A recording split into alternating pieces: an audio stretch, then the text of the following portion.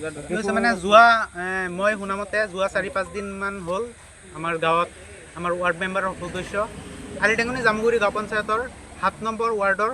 সদস্যৰ হাজবেণ্ডে আৰু 2-3জন ল'ৰাই মানে কি কৰে জিঅ'টেক বা আধাৰ কাৰ্ড ইকেৱাইচিৰ নামত আমাৰ মানুহবিলাকক 100 টকাকৈ দিয়ে আৰু আধাৰ কাৰ্ডৰ নাম্বাৰটো লৈ পেলাই ফেচ ৰেকগনাইজ কৰি কিবা কিবি কৰে তো মানে টকাটো লয় নে আপোনালোকক দিয়ে আমাক দিয়ে 100 টকাকৈ দিয়ে আমাক হি জিঅ'টেক কৰি আপোনাক পইচা দিয়ে 100 টকাকৈ দিয়ে আচ্ছা এবাৰ কয় জিঅ'টেক এবাৰ কয় আধাৰ কাৰ্ডৰ ইকেৱাইচি এবাৰ কয় জব কাৰ্ডৰ কাম তো আমাৰ অলপ সন্দেহ হ'ল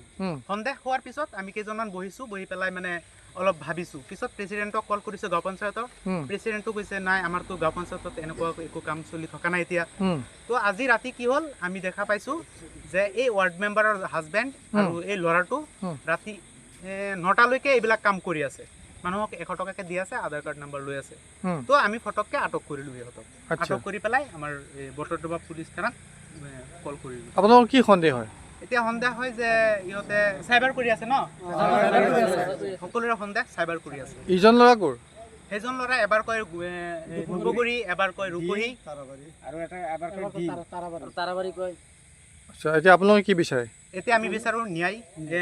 তদন্ত কৰিব লাগে কি কৰি আছে এই আধাৰ কাৰ্ডবিলাক লৈ কি ক'ৰ পৰা আহি আছে 100 টকা সিহঁত কোন 100 টকা দিয়াৰ কোন জেগাত আছে ঘটনাটো এইটো আলিটেঙনি জামুগুৰি গাঁও পঞ্চায়তৰ 7 নম্বৰ ৱাৰ্ডত